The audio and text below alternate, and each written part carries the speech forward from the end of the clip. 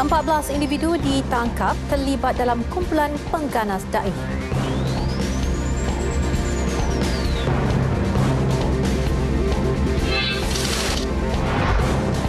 Pusat Gerbang Internet Antarabangsa Malaysia Timur dijangka siap tahun 2018.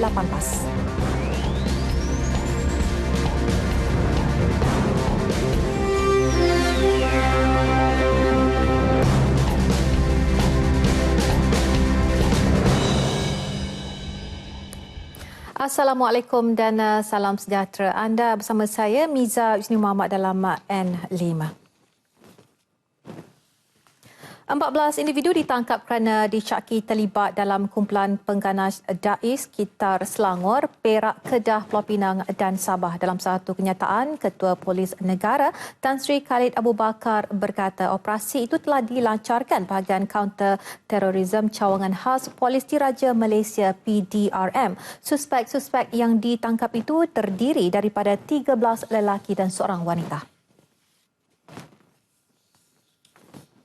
Kesemua mereka merupakan warga negara Malaysia yang berumur 20 hingga 49 tahun. 12 suspek yang ditangkap di sekitar Kuala Lumpur, Selangor, Pulau Pinang dan Sabah merupakan anggota sel sama yang ditahan dalam operasi pada penghujung bulan lepas. Mereka disyaki menerima arahan dari Muhammad Wandi Muhammad JD untuk melancarkan serangan di Malaysia. Salah seorang suspek mengaku telah berkongsi kaedah membuat bahan letupan jenis Improved Explosive Device IED melalui aplikasi Telegram dengan tujuan melancarkan serangan di Lembah Kelang. Bagi tujuan tersebut, Muhammad Wandi Muhammad JD akan membekalkan sepucuk pistol kepada suspek melalui orang penghantaran sebagai persediaan untuk mempertahankan diri sekiranya ditangkap polis. Manakala baki dua lagi suspek yang lain berusia 49 dan 43 tahun. Suspek 49 tahun yang ditangkap di Kedah merupakan anggota kanan kumpulan pengganas Daesh yang aktif merekrut anggota baru melalui usrah atau perjumpaan sulit di sekitar Sik Kedah. Suspek juga bertanggungjawab mengatur pemergian anggota ke Syria bagi menyertai kumpulan pengganas itu. Suspek wanita yang berumur 43 tahun pula ditangkap di Perak aktif mempromosikan kumpulan Daesh. Wanita tersebut merancang menyusup masuk ke Filipina bagi menyertai kumpulan Daesh dengan bantuan Dr. Mahmud Ahmad yang kini menyertai kumpulan Abu Sayyaf di selatan Filipina. Hasil penggeledahan, polis berjaya merampas satu bahan letupan jenis IED seberat 1 kilogram yang telah siap diadun untuk digunakan dalam serangan yang dirancang ke atas pucuk pimpinan PDRM. Kesemua suspek ditangkap kerana disyaki melakukan kesalahan di bawah bab 5 Sengkang A, kesalahan berkaitan dengan keganasan Kanun Kesiksaan Akta 574 dan akan disiasat mengikut prosedur di bawah Akta Kesalahan Keselamatan Langkah-Langkah Khas 2012 Akta 747. Sistem keselamatan biometrik yang diperkenalkan Kerajaan Arab Saudi bagi jemaah haji tahun ini adalah bagi meningkatkan tahap keselamatan di Tanah Suci itu. Menteri di Jabatan Perdana Menteri, Datuk Seri Jamihir Baharun berkata langkah itu juga memudahkan pemantauan dan kawalan daripada ancaman keselamatan melibatkan militan dan pengganas. Baru-baru ini, tabung haji telah menghantar maklumat 23,320 biometrik jemaah haji Malaysia kepada Kerajaan Arab Saudi bagi urusan keselamatan. Ini pada saya akan lebih memberikan kesan dan makna sebab dalam sistem boleh disetkan kalau nama-nama yang dianggap sebagai mereka terlibat dengan terorisme, yang terlibat dengan IS, ISIS, yang terlibat dengan Daesh, iaitu Daulah Islamiah Iraq dan Syam. Golongan-golongan ini dapat dikenal pasti bila dia masuk saja dalam sistem boleh kita dah detect daripada awal. Ini merupakan langkah yang baik yang harus dipahami oleh semua jemaah haji. Jangan menganggap ini sebagai satu perkara yang menyusahkan untuk mereka, tapi sebenarnya untuk keselamatan kepada mereka.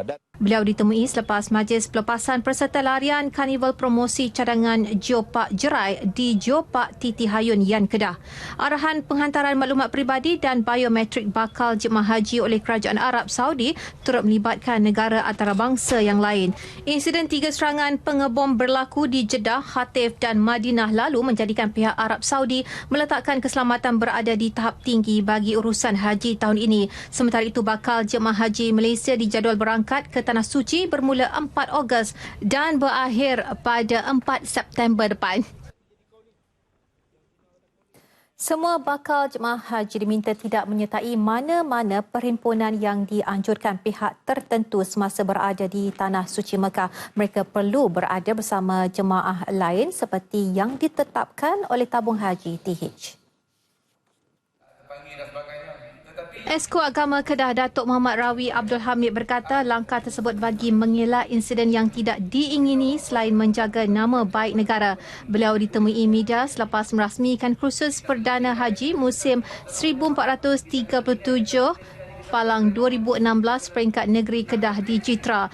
Beliau mewakili Menteri Besar Datuk Seri Ahmad Bashar Mat Hanifah. Seramai 2,300 bakal haji akan bertolak dari Alostar mulai 5 Ogos ini. Jadi azam tu minta supaya Allah SWT permudahkan urusan di sana dan mudah-mudahan akan mendapat haji yang mabrur lah. Masa itu semua menjadi impian semua orang lah. Just follow yang every weeks punya kursus haji tu kan. So far okay kot. Mak Abah pun dah pergi haji, so mak dengan Abah lah yang guidance dia. Menyertai musim haji kali ini ialah wakil media iaitu Ketua Biro Bernama Kedah Zabidi Izhar yang akan bertanggungjawab membuat liputan berita sepanjang musim haji.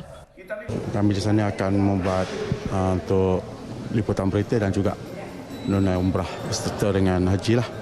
Dan insyaAllah akan habis pulang dijangka balik ke Malaysia ni pada 20 September.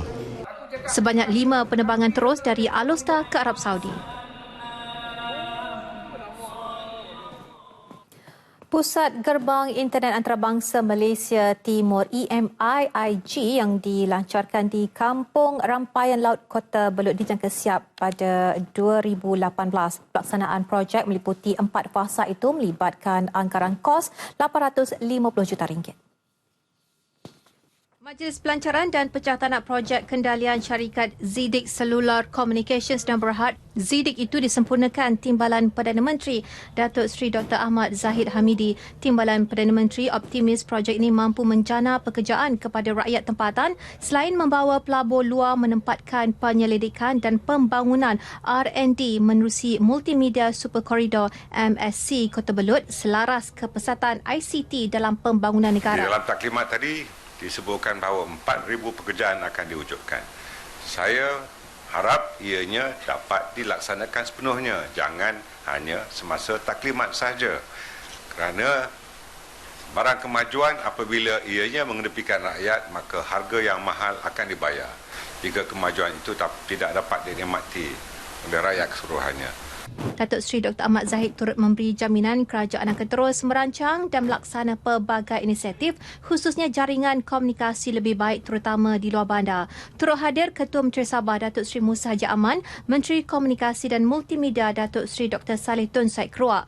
Datuk Seri Dr. Ahmad Zahid kemudiannya menghadiri Majlis Rumah Terbuka Hari Raya Aidilfitri yang dipertua Speaker Dewan Rakyat Tan Sri Pandikar Amin Haji Mulia di Kampung Rampayan Laut Kota Belud. Sementara itu, penduduk menyambut baik projek yang bakal menjadi mercu tanda pembangunan Kota Belud dalam jaringan komunikasi termasuk membuka peluang pekerjaan dan ekonomi sekitar. Projek yang dijangka siap 2018 ini akan membuka keupayaan jalur lebar melebihi 10 GB sesaat di seluruh Sabah dengan sasaran 90% pengguna akan menikmati capaian internet melebihi 25 GB sesaat menjelang 2020. Ini adalah salah satu kejayaan pemimpin-pemimpin kita dan terutama sekali dia boleh memberi peluang-peluang pekerjaan dan juga terutama sekali meningkatkan taraf internet di Sabah dan Malaysia keseluruhannya. Syukur Alhamdulillah kerana pada saya ini adalah satu projek kerajaan yang yang bertujuan untuk meningkatkan lagi taraf hidup masyarakat, terutama sekali dalam bentuk komunikasi. Karena komunikasi yang kita lihat sekarang ini adalah komunikasi yang menyeluruh, bukan sahaja dalam kawasan bandar, tetapi juga dalam kawasan-kawasan di perkampungan, seperti di kampung ini. Dengan pelancaran pusat gerbang internet ini adalah satu kejayaan yang paling utama, yang paling dinanti-nantikan oleh seluruh rakyat di negeri ini, khususnya di daerah Kota Belud. Kerana sekarang ni seperti yang kita maklum, semua rakyat memerlukan internet. Pusat Gerbang Internet Antarabangsa Malaysia Timur EMIGG di Kampung Rampayan Laut Kota Belud itu akan membolehkan penduduk luar bandar menceburkan diri dalam bidang keusahawanan dalam talian serta membantu pemasaran secara digital. Dalam majlis berasingan, Datuk Seri Dr. Ahmad Zahid berkata kaedah komunikasi tanpa lisan yang menguasai hampir 90%, tabiat interaksi penduduk Malaysia perlu dimanfaatkan sebaik-baiknya dan bukan diguna untuk mencari kesalahan, dan sehubungan itu beliau mengingatkan masyarakat agar lebih berwaspada kerana ia mudah dijadikan sebagai wadah menabur fitnah. Datuk Seri Dr. Ahmad Zahid berucap dalam majlis Rumah Terbuka Aidilfitri Speaker Dewan Rakyat Tan Sri Pandikar Amin Haji Mulia di Kampung Rampayan Laut Kota Belud. Hadir sama Ketua Menteri Datuk Seri Musa Aman. Datuk Seri Dr. Ahmad Zahid kemudiannya turut meluangkan masa menghadiri majlis Rumah Terbuka Aidilfitri yang dihoskan Menteri Kerajaan Tempatan dan Perumahan Sabah Datuk Seri Haji G. Haji Nur dan Menteri di Jabatan Perdana Menteri Datuk Abdul Rahman Dahlan di Tuaran. Beliau turut menghadiri Majlis Rumah Terbuka Aidilfitri Pembantu Menteri Keuangan Negeri Datuk Ramli Marhaban di Putatan. Saudara, Majlis Rumah Terbuka Malaysia 2016 sempena sambutan Hari Raya Aidilfitri akan diadakan esok di Sekolah Menengah Kebangsaan Hutan Melintang, Perak, dan hari ini diadakan raptai persiapan bagi majlis tersebut. Jadi kita terus saja bersama Isyatur di lokasi untuk mengetahui perkembangan lanjut di sana. Silakan Isya. Yang dia terlihat sini sana. Itulah gambaran awal yang dapat saya berikan dari lokasi Majlis Rumah Terbuka Malaysia Aidilfitri 2016, anjuran Kementerian Pelancongan dan Kebudayaan. Apa-apa, terima kasih Miza. Assalamualaikum dan salam sejahtera. Bersama saya, lintas langsung saya bawakan dari lokasi Padang Sekolah Menengah Kebangsaan Hutan Melintang, Perak, Darul Rizwan. Ini dia acara yang dinanti-nantikan. Sudah pastinya Majlis Rumah Terbuka Malaysia Aidilfitri 2016 yang akan berlangsung esok, dan ketika ini saudara seperti anda pada lihat ialah persembahan ataupun persiapan yang diadakan, dan bercerita lebih lanjut apa agaknya pengisian, apa yang menarik bersama saya Tan Sri Liza. Assalamualaikum Tan Sri. Waalaikumsalam, selamat raya. Tan Sri, saya nak puji Tan Sri macam mana nampak bertenaga dan sentiasa kurus dah hari ini kan. Orang hari raya semua naik badan tapi Tan Sri masih maintain. Jadi Tan Sri, macam mana agaknya persiapan ketika ini? Sebenarnya persiapan kita telah mulakan sejak 2 hari yang lalu, ya. Dan kalau kita lihat ya, latihan gigih yang dilaksanakan oleh artis budaya daripada Kuala Lumpur, Selangor dan juga daripada Perak sendiri. Jadi memang meriahlah, insya-Allah besok. Jadi rugi kepada mereka yang tak datang besok ke Padang Sekolah Menengah Kebangsaan Hutan Melintang, kerana bermacam-macam akan berlaku besok. Baik, saya difahamkan juga ada sesuatu yang istimewa, ada kelainan daripada acara MRTM yang lalu. Jadi apa agaknya? Okey, dari segi persembahan, kalau boleh saya kongsi di sini sedikitlah ya. Ada 3. Yang pertamanya, pembesar-pembesar negara dan negeri kita akan duduk dan menikmati juadah raya sebelum memberi ucapan ya. Jadi kita beraya, kita isi perut dulu, kita bertanya khabar, itu kelainan yang pertama. Dan bila dah selesai makan semua dah kenyang, barulah kita berkongsi-kongsi khabar dengan pembesar negara. Yang keduanya ialah persembahan kita bukan konsert ya. lepas satu lagu tetapi kita selitkan elemen musical di dalamnya di mana peserta-peserta persembahan kita akan menjalinkan akan mengaitkan satu jalan cerita di mana kadang-kadang ni ada anak yang tak ingat nak balik jadi maknya sedih, ayahnya sedih, jadi begitulah membawa kepada kisah gembira pada akhir persembahan di mana anaknya balik. Jadi mereka yang buat persembahan Aisyah bukan calang-calang orang. Datuk Jamal Abdillah ada, Datuk Jalaluddin Hassan ada, Datuk DJ Dev ada, Awi pun ada, Wan Maimunah pun ada.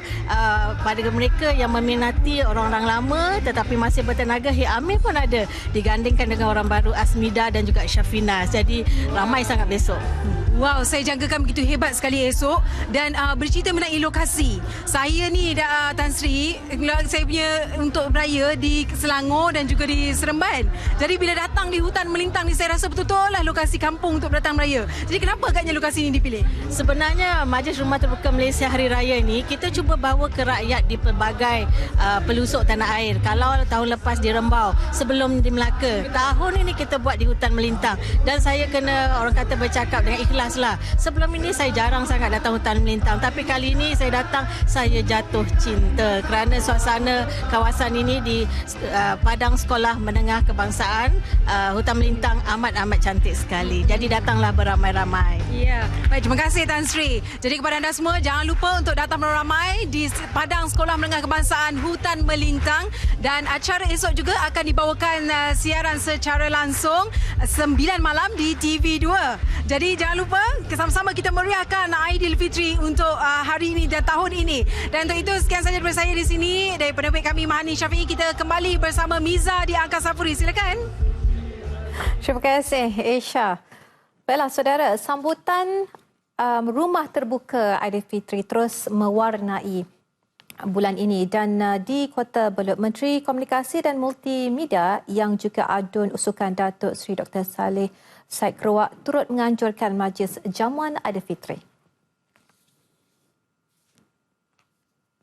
Dianggarkan 2,000 penduduk serta pemimpin menghadiri majlis ini. Turut hadir Ketua Setiausaha Kementerian Komunikasi dan Multimedia Datuk Seri Sharifah Zahra Said Ahmad, Pembantu Menteri Pertanian dan Industri Makanan Datuk Musbah Jamli, Pengarah Unit Pemimpin Pembangunan Masyarakat Datuk Japlin Hakim dan Ketua Pengarah Penerangan Datuk Ibrahim Abdul Rahman.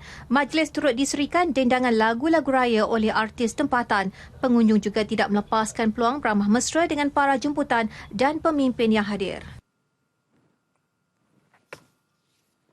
Tiada yang lebih mengembirakan buat dua penghuni rumah di Kampung Kancau Luar Semenyih selain menerima bantuan berupa 2 unit rumah sumbangan Fakulti Kejuruteraan Universiti Putra Malaysia UPM dengan kerjasama Kelab Pelajar Kejuruteraan Awam UPM. Pembinaan rumah bernilai kira-kira RM40,000 bagi setiap unit itu juga hasil sumbangan Ahmad Zaki Resources Berhad serta Jabatan Kemajuan Orang Asli Jakwa. Jadi laporannya bersama Nazaruddin Abu Zamil.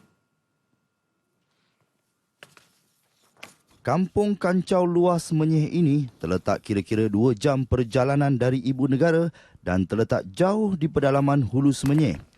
Projek amal pembinaan rumah orang asli oleh UPM ini telah bermula pada September tahun lalu melalui peruntukan yang turut diberikan oleh Kementerian Pengajian Tinggi. Projek ini adalah atas usaha yang dibuat oleh pihak universiti untuk memberi kesedaran kepada pelajar-pelajar kita supaya graduan-graduan yang keluar dalam kejuruteraan tu, bila dia keluar tu jangan dipikir untuk nak dapat gaji saja. Tetapi kita nak nyatakan pada beliau bahawa kepentingan dan responsibilitinya kepada masyarakat dan komuniti, pihak komuniti itu utama. Okey, yang tu yang kita nak bagi kesedaran kepada pelajar-pelajar kita. Majlis penyerahan kunci kepada 2 pemilik bertuah tersebut dilakukan sendiri Ketua Pengarah Jakwa Jamaluddin Kasbi. Ia juga bersempena majlis sambutan Aidilfitri Jakwa peringkat Negeri Selangor. Sebenarnya kita tidak boleh mengharapkan peruntukan sepenuhnya daripada kerajaan.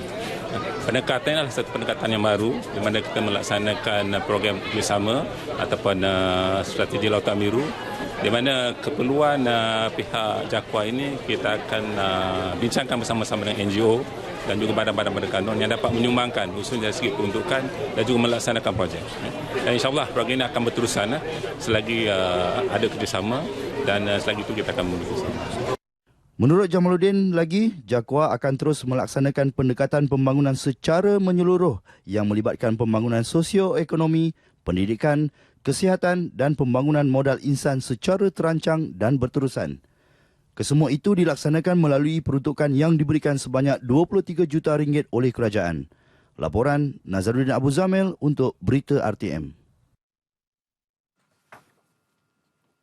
Manila menyarankan kekayaan ekonomi Malaysia dikongsi bersama negara jiran bagi merangsang pertumbuhan ekonomi serantau. Perkara itu dinyatakan Setiausaha Jabatan Perdagangan dan Industri Filipina Ramon M. Lopez pada pertemuan dengan Menteri Perdagangan Dalam Negeri, Koperasi dan Kepenggunaan Cape dan KK Datuk Seri Hamzah Zainuddin di Manila. Tambah Ramon, banyak perkara boleh dipelajari dari Malaysia dalam bidang perdagangan sehingga meletakkan Malaysia di tangga ke-18 dalam Indeks Ease Doing Business Global. Sementara itu, Datuk Seri Hamzah Zainuddin berkata Malaysia sedia memberi bantuan kepada Manila menerusi Suruhanjaya Syarikat Malaysia SSM dari segi perkongsian maklumat dan kepakaran. Datuk Seri Hamzah kini berada di Manila selama 2 hari bagi mengetuai misi promosi franchise Malaysia pada pameran franchise Asia Filipina 2016. Ini merupakan kali kedua Malaysia menyertai promosi ini seiring program Franchisee Malaysia Goes Global FMGG. Antara agensi di bawah Cape dan KK yang turut serta dalam misi ini ialah Perbadanan Nasional Berhad, Suruhanjaya Syarikat Malaysia, Persatuan Franchise Malaysia dan Perbadanan Harta Intelek. Baiklah saudara, untuk perkembangan cuaca, kita terus saja ke Malaysia bersama Marcel Ajim. Silakan. Selamat petang dan salam sati sejiwa. Untuk keadaan angin pada petang ini, angin di kawasan rantau negara masih lagi bertiup dengan kelajuan perlahan iaitu kurang daripada 15 km sejam. Di semenanjung Malaysia, angin masih lagi bertiup dari arah barat daya. Manakala di Sabah dan juga Sarawak, angin masing-masing bertiup dari arah timur laut dan juga barat daya.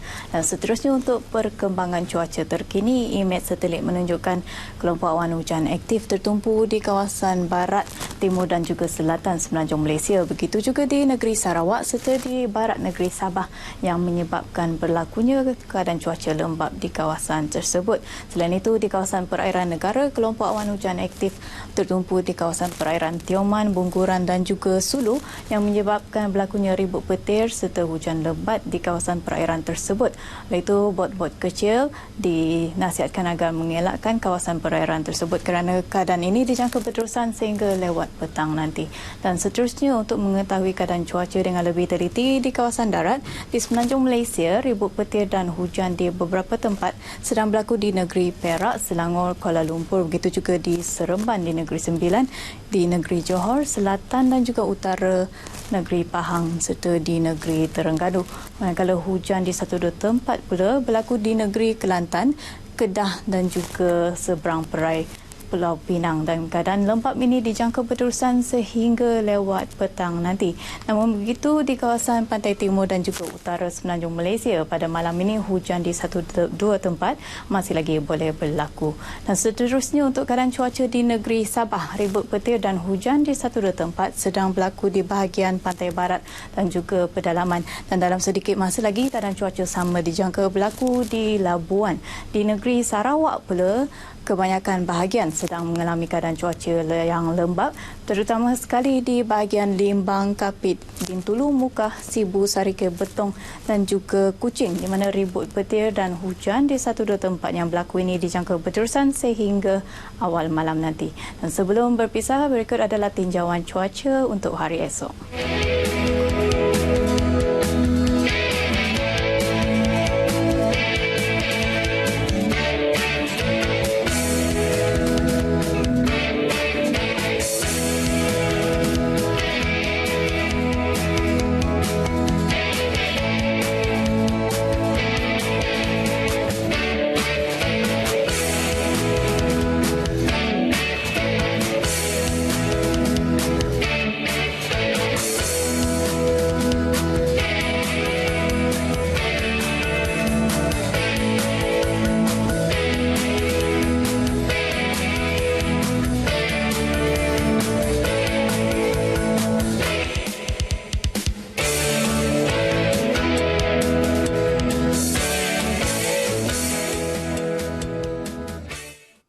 Terima kasih Marcella dari Malaysia. Baiklah saudara, sekian dahulu paparan N5 untuk hari ini. Dengan itu, Assalamualaikum dan kita jumpa lagi.